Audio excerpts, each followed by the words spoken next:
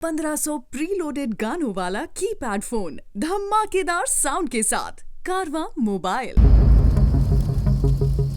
सरपंच जी आज आई कि ना? अगर वो आज ना आई तब भैया ओकरा घरे चल के पंचायत लागी।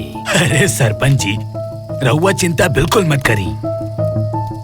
पवन मौत के टाल सकेला लेकिन अपने ही भोला चाचा की बात कब्बो नहीं टाल सकत।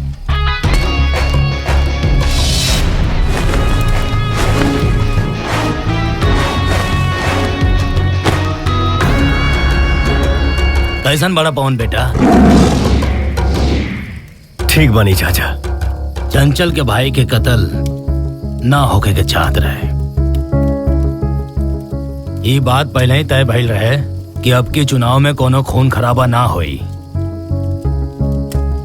आपसी दुश्मनी के हम समाप्त करब, ये बात पे हमने के समझौता भी भई रहे। चाचा दुश्मनी निभावे के टाइम के कराबा, यहाँ तो